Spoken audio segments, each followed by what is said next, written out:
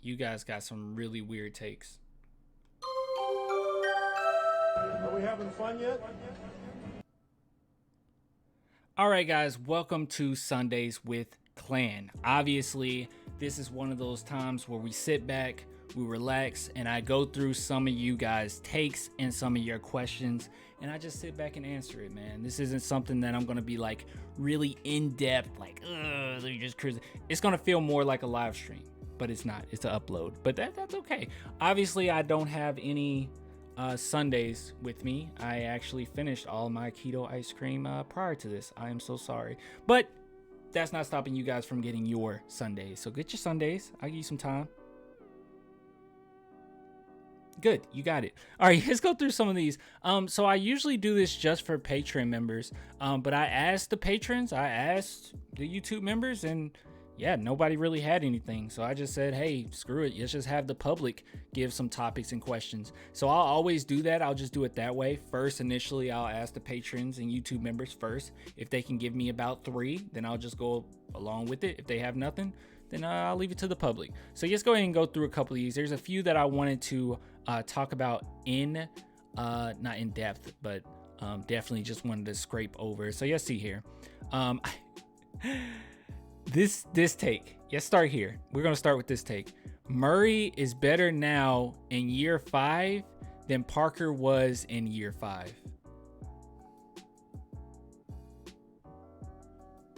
That's a bad take. I could put this on Terrible Take Tuesdays, but that's a bad take. No, bro, like nowhere near.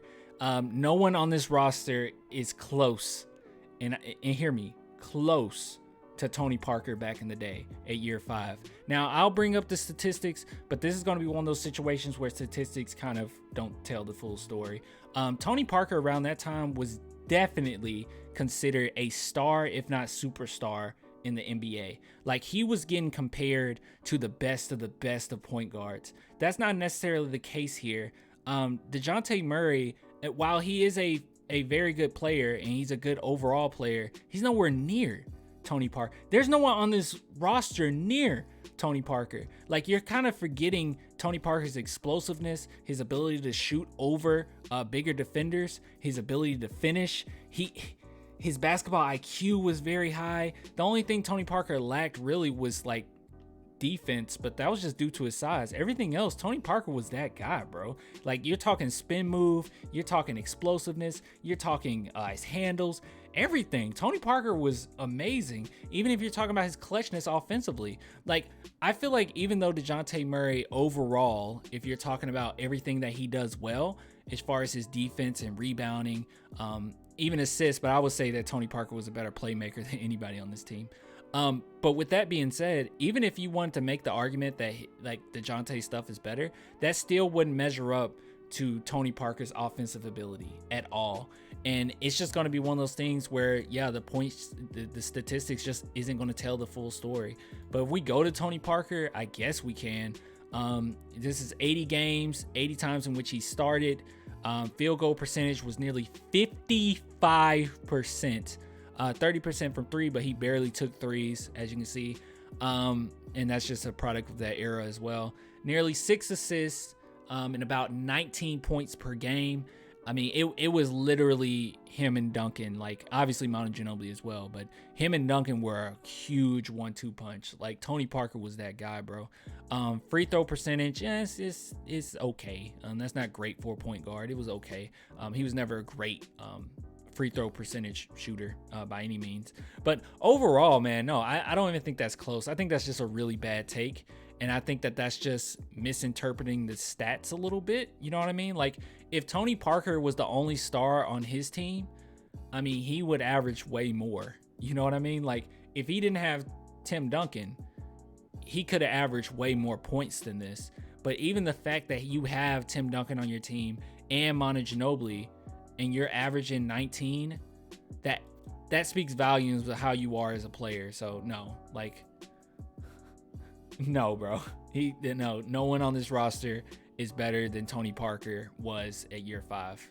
That's just a bad interpretation. Also, I would also like to add that Tony Parker was 23 and DJ's 25. So yeah, Anyways, just going to the next one. All right. How many years you think until we are back on a championship contending level?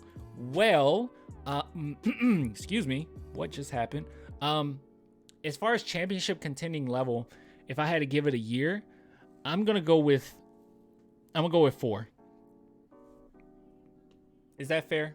4 years. I think that's enough time for Joshua Primo to develop. I think that's enough time for whoever we get in the draft to develop over a couple years. Obviously, I actually do believe Joe Weezy is going to be a big part of what we do in the future. I think that's enough time for Devin Vassell to go ahead and be that, that player that we're expecting him to be. So yeah, overall, I just think that that's enough time for people to grow and we to be in a better position than we are like right now. But obviously, I'm kind of banking it on Joshua Primo. Look, he's 18, about to be 19.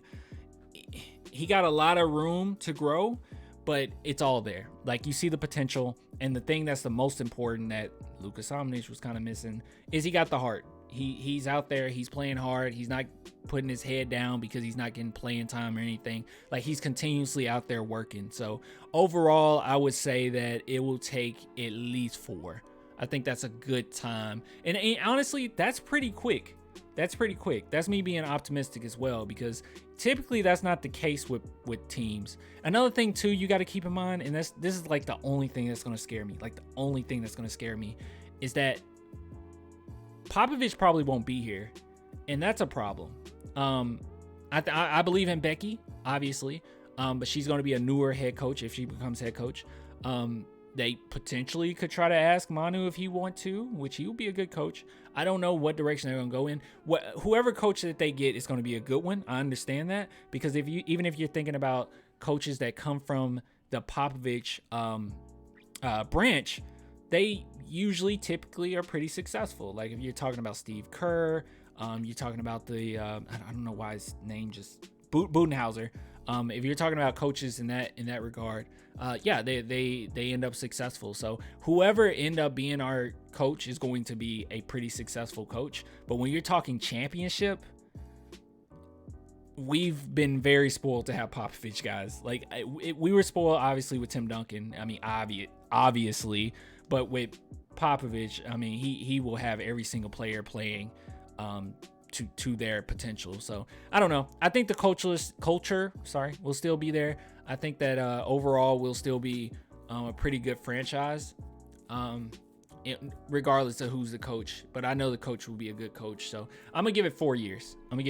That's enough time for Primo to develop, enough time for whoever's the new coach to kind of grow as a coach as well. Give them a few years, which typically, NBA teams don't give coaches that much time. But yeah, so that's my thoughts on that. All right, let's go into the next one, and this will be the final question. Where is it? What's stopping? Here it is. What's stopping the Spurs from being a legit playoff team? Well, Joshua, I think that's pretty simple. We don't have a star. That's it, really. We just don't have a star. I want to mention something too. Let me bring this up. Like I said, guys, this is more of a laid back type of deal. Let's see. Let's do Spurs salary. I want to show you something, or at least I want to talk about it. Yeah. So here, if we're looking at the Spurs salary, I know a lot of people say, "Wow, Derek White is overpaid," which he isn't. Dejounte Murray is overpaid, which he isn't. Doug McDermott is overpaid, which he isn't. Because the thing and the fact of the matter is, we don't have anybody on a max, and that's because we don't have a superstar. The Spurs know what they got, and we don't have one player that's a superstar, or we don't have anybody that we can just solidify and say, yeah, they're going to be a star. There's nothing but potential with these two, and everyone else is pretty undeniable that they're not superstars. They're not stars, So just going forward, I think that that's kind of the biggest deal, is that we just don't have a star. We don't have a superstar. That's really what's keeping us from making that playoff push. Now, I would also argue that last season we kind of had that, and it still wasn't enough when you had DeMar DeRozan. So I want to add that not only do we not have a star, because DeMar DeRozan is a star. I don't know why people keep forgetting this.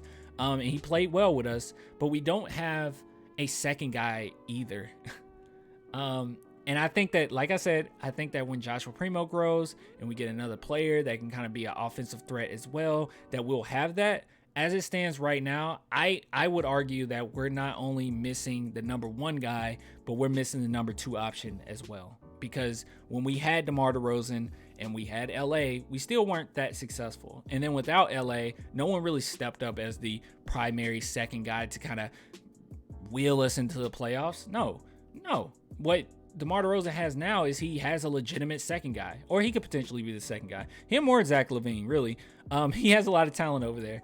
And with us, yeah, he just didn't have that. We didn't have a second guy to go with DeMar DeRozan. And on top of it, if you top that off, none of the players really fit 100% with DeMar either. So just overall, what I'm trying to say is we don't have a first guy, we don't have a second guy, and that's kind of what's holding us back. So as long as we can get that, we're pretty good. But yeah, so those are kind of the questions you guys had. Shout out to everyone that commented. But big shout out to Easy E for the terrible take, Riley and Joshua. Thank you guys so much. And if anybody wants to support the channel, like I said, I'm going to give priority over Patreon and YouTube members. I'm going to ask them first always. If you guys want to support the channel, you can become a member of the channel. Obviously, right? You can do that, right? You just go to my homepage and you can do that.